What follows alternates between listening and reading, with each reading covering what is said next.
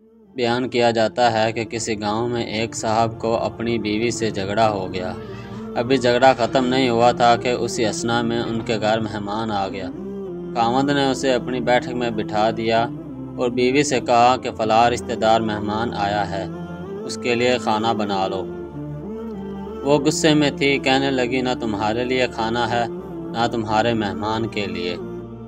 وہ بڑا پریشان ہوا کہ لڑائی تو ہماری اپنی ہے، اگر رشتہ دار کو اس بات کا پتہ چل گیا تو خواہ مخواہ خاندان میں بات ہوگی اور خواری الگ سے ہوگی۔ لہٰذا خاموشی سے آ کر مہمان کے پاس چپ چاپ بیٹھ گیا۔ اتنے میں اسے خیال آ گیا کہ چلو بیوی اگر روٹی نہیں پکاتی تو سامنے والے ہمارے ہمسائے بہت ہی اچھے لوگ ہیں، میں انہیں ایک مہمان کا کھانا پکانے کے لیے کہہ دیتا ہوں۔ چنانچہ وہ ان کے پاس گیا اور کہنے لگا کہ بیوی کی طبیعت آج کچھ خراب ہے، لہٰذا آپ ہمارے مہمان کے لیے کھانے کا انتظام کر دیں۔ انہوں نے کہا ٹھیک ہے۔ وہ مطمئن ہو کر مہمان کے پاس آ کر بیٹھ گیا کہ مہمان کو کم از کم کھانا تو مل جائے گا، جس سے میری عزت بھی بچ جائے گی۔ تھوڑی دیر کے بعد مہمان نے کہا کہ ذرا ٹھنڈا پانی تو لا دیجئے۔ وہ اٹھا کہ گھڑے کا ٹھنڈا پانی لاتا ہوں۔ اندر گیا تو دیکھا کہ بیوی تو زاروں قطار رو رہی ہے۔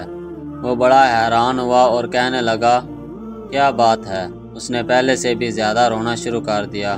کہنے لگی بس مجھے معاف کر دیں۔ اس کے خاوند نے کہا کہ بتاؤ تو صحیح، آخر تمہارے رونے کی وجہ کیا ہے؟ تم ایسے کیوں رو رہی ہو؟ بیوی نے کہا کہ پہلے مجھے معاف کر دیں، پھر میں آپ کو اپنی بات سناؤں گی۔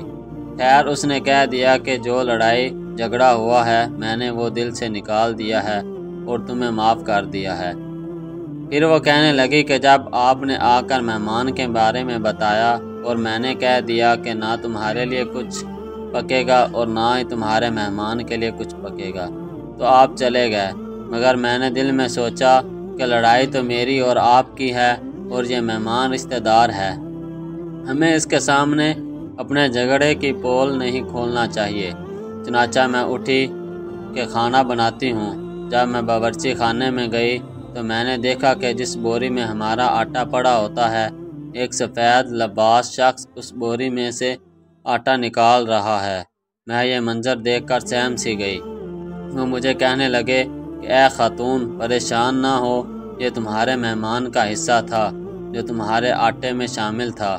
اب چونکہ یہ ہمسائے کے گھر میں پکنا ہے، اس لیے وہی آٹا لینے کے لیے میں یہاں آیا ہوں۔ اس واقعے سے ثابت ہوتا ہے کہ مہمان بعد میں آتا ہے، جبکہ اللہ تعالیٰ اس کا رزق پہلے بھیج دیتا ہے۔ یہ واقعہ کتاب خطبات فقیر سے ماخوذ کیا گیا ہے۔